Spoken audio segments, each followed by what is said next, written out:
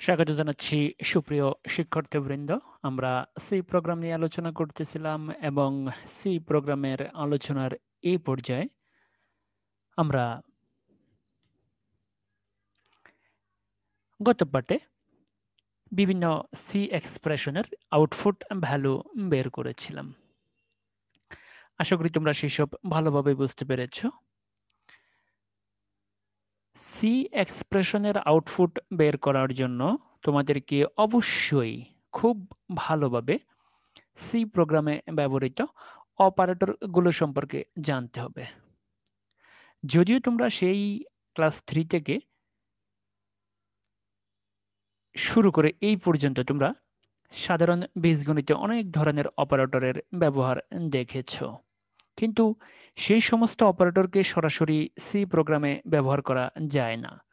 C প্রোগ্রামে অপারেটরগুলোকে কিভাবে লিখতে হয়, ব্যবহার করতে হয়, কোন অপারেটরের তাৎপর্য কি, সেগুলো যদি তুমি ভালোভাবে বুঝতে না পারো বা লিখতে না পারো, তাহলে তুমি কিন্তু সি ভাষায় প্রোগ্রাম তৈরি করতে পারবে না। এবং আমরা যে এক্সপ্রেশনগুলো নিয়ে গত দুটি ক্লাসেও আলোচনা করেছি, তুমি কিন্তু সেটা ভালোভাবে বুঝতে পারবে না। তো আজকেও আমরা সেই বিভিন্ন এক্সপ্রেশনের আউটপুট ভ্যালু বের করব। এই এক্সপ্রেশনের আউটপুট ভ্যালুগুলো বের করতে হলে তোমাদেরকে অবশ্যই সি প্রোগ্রামে ব্যবহৃত অপারেটরগুলো সম্পর্কে ভালোভাবে জানতে হবে। তো চলো আমরা প্রথমেই যে এক্সপ্রেশনের আউটপুট নির্ণয় করব। দেখো a equal 5, b equal 6, c equal 7। তাহলে এই এক্সপ্রেশনের আমরা আউটপুট বের করব। তাহলে a গ্রেটার দেন b, এরপরে এটা হচ্ছে কি logical and c not equal b, এক্সপ্রেশনের আউটপুট নির্ণয় করো। তো চলো আমরা দেখি, এক্সপ্রেশনটি যদি সত্য হয় তাহলে আউটপুট হবে 1, আর মিথ্যা হলে আউটপুট হবে 0। তোমরা এটা ভালোভাবেই জানো। তো এখন আমরা দেখতে পাচ্ছি যে এই যে টোটালটা একটা এক্সপ্রেশন, এই এক্সপ্রেশনটা দুটো এক্সপ্রেশনের সমন্বয়ে তৈরি। ধরো এই একটা এক্সপ্রেশন, এইটুকু আর একটা এক্সপ্রেশন, টোটালটা হচ্ছে একটা এক্সপ্রেশন। লজিক্যাল এন্ড কখন সত্য হয়? যখন সবগুলো এক্সপ্রেশন অর্থাৎ সবগুলো অপারেন্ট যদি 1 হয় তাহলে লজিক্যাল এন্ডের ক্ষেত্রে আউটপুট হবে 1, অন্যথায় আউটপুট হবে 0। তো দেখো আমরা এক্সপ্রেশনটা লিখলাম, এখন আমরা ভ্যালুগুলো বসালাম। দেখো এর মান 5, বি এর মান 6, সি এর মান 7, এটা বসাই দিলাম। বসানোর পরে দেখো এ 5 গ্রেটার দেন 6, এটা কি সত্য? 5 গ্রেটার দেন 6 অর্থাৎ 5 কি 6 থেকে বড়? কি মনে হয় তোমাদের কাছে? 5 কি 6 থেকে বড়? না, 5 6 থেকে বড় হতে পারে না, তাহলে এটা মিথ্যা। এটুকু হচ্ছে মিথ্যা, তাহলে 0 হবে। এবার আসো ডাবল এন্ড বসাই দিলাম। বসানোর পরে দেখো 7 ইজ নট ইকুয়াল 6, এটা তো সত্য। 7 কখনো 6 এর সমান হতে পারে না।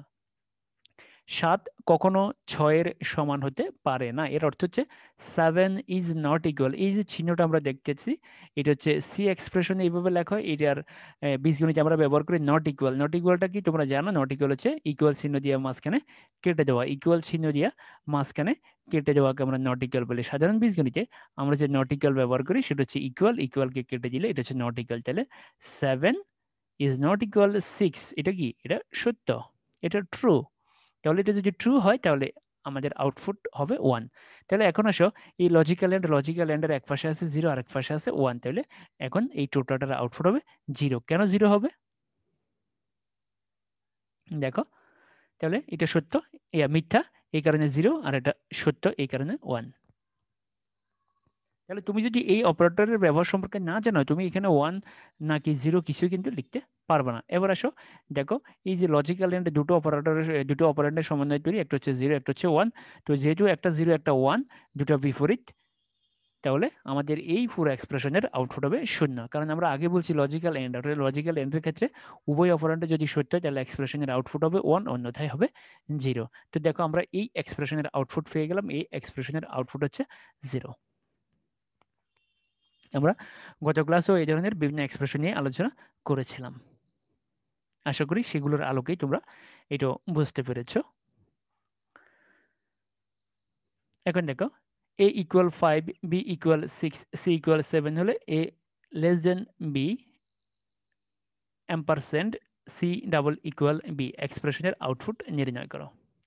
তো এক্সপ্রেশনটা যদি পুরোটা যদি সত্য হয় তাহলে হবে 1, আর যদি মিথ্যা হয় তাহলে হবে 0।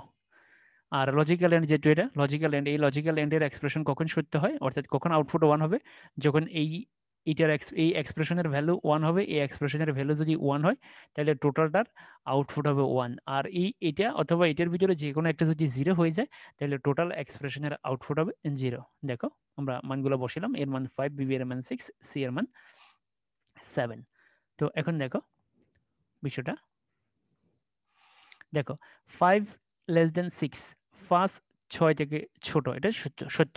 তো হয়ে গেল, 5 6 থেকে যদি ছোট হয় তাহলে সত্য, সত্য হলো 1। আর 7 = 6 এর অর্থ হচ্ছে 7 এবং 6 পরস্পর সমান, এটা তো অসম্ভব। 7 এবং 6 কখনোই পরস্পর সমান হতে পারে না। যদি সমান হয় তাহলে তুমি একটা দোকান দেওয়ার পরে তোমার দোকান থেকে 7 টাকার মাল কিনা 6 টাকা দিব। তো তুমি যেহেতু সি ভাষায় অঙ্কগুলো করার সময় তুমি বলছো সমান, তাহলে কাস্টমারের দোকান, তোমার দোকান থেকে মাল কিনা সে তোমাকে 6 টাকা দেব, সেক্ষেত্রে সমান বলে গণ্য হবে। কিন্তু যেটার বাস্তবে কোনো অস্তিত্ব নেই এবং যেটা বাস্তবে অসম্ভব, তাহলে 6 কখনো 7-এর সমান হতে পারে না, তাহলে এটা মিথ্যা। আর মিথ্যা যদি হয় তাহলে এইটুকু এক্সপ্রেশনের আউটপুট হবে 0। এই এক্সপ্রেশনটুকু সত্য ছিল, এই জন্য তার আউটপুট 1, আর এই এক্সপ্রেশনটুকু মিথ্যা, এই জন্য তার আউটপুট হচ্ছে 0। তাহলে এখন দেখো, এই যে এটা হচ্ছে লজিক্যাল এন্ড, আর এই লজিক্যাল এন্ডের এক পাশে আছে 1 আর এক পাশে আছে 0, তাহলে তার আউটপুট হবে আলটিমেটলি 0। তাহলে আবার বিষয়টা তোমরা খেয়াল করো, এটা সত্য এই কারণে 1, আর এটা মিথ্যা এই কারণে 0। তাহলে টোটাল এক্সপ্রেশনের আউটপুট হচ্ছে 0। তো আউটপুট আমরা 0 পেয়ে গেলাম, তার মানে এই যে এক্সপ্রেশনটা, এই এক্সপ্রেশনটার আউটপুট হচ্ছে 0।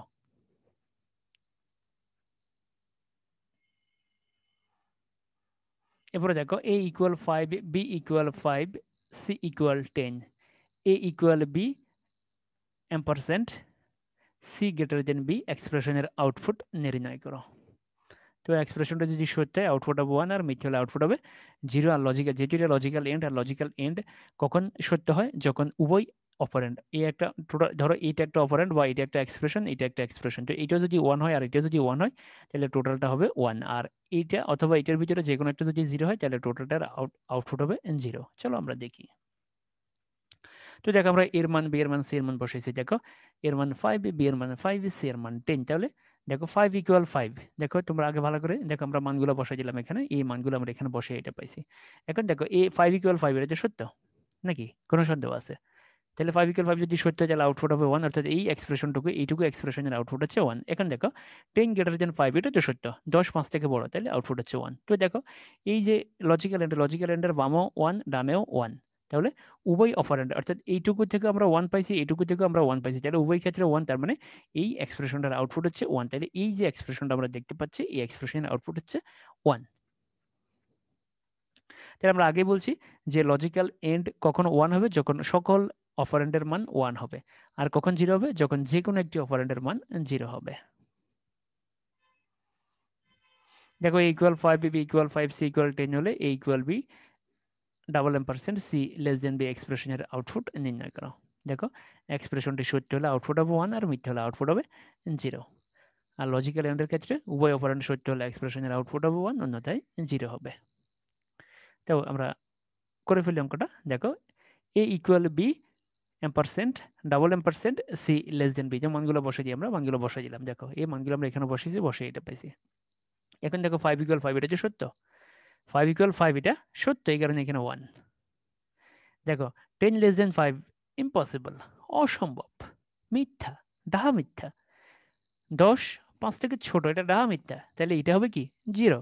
তাহলে এখন দেখো এম্পারসেন্টের বামে আছে 1 আর ডানে আছে 0, তাহলে একটা অপারেন্ড ট্রু আর একটা অপারেন্ড ফলস, তাহলে এই টোটালটার আউটপুট হবে 0। কারণ লজিক্যাল অ্যান্ডের ক্ষেত্রে ওই অপারেন্ড সত্য হলে এক্সপ্রেশনের আউটপুট 1 হবে, অন্যথায় 0 হবে। তাহলে খেয়াল রাখতে হবে, যখনই তুমি লজিক্যাল এন্ড অপারেটর কথা পাইবে তখন দেখতে হবে যে সবগুলা 1 আছে কিনা। তো এখানে যে দুটো অপারেন্ড, যদি 100টা অপারেন্ডও থাকে 100টার ভিতরে 100টাই কিন্তু 1 হইতে হবে। 100টার ভিতরে 1 লক্ষ অপারেন্ডের ভিতরে যদি একটাও 0 হয় তাহলে তার আউটপুট কিন্তু 0 হয়ে যাবে। মনে রাখবো লজিক্যাল অ্যান্ডের ক্ষেত্রে সবগুলা সব সময় 1 হতে হবে, তাইলে আউটপুট তুমি 1 বসাইতে পারবে, নতুবা আউটপুট হচ্ছে 0। তো সুপ্রিয় শিক্ষার্থীবৃন্দ, ধন্যবাদ সবাইকে। আমরা আজকেও সি এক্সপ্রেশনের আউটপুট ভ্যালু নির্ণয় করা দেখেছি। গত পাঠেও আমরা এই ধরনের প্রবলেমই সলভ করেছিলাম। আমরা আরো কয়েকটি পাঠে আরো বিভিন্ন ধরনের এক্সপ্রেশন সলভ করব।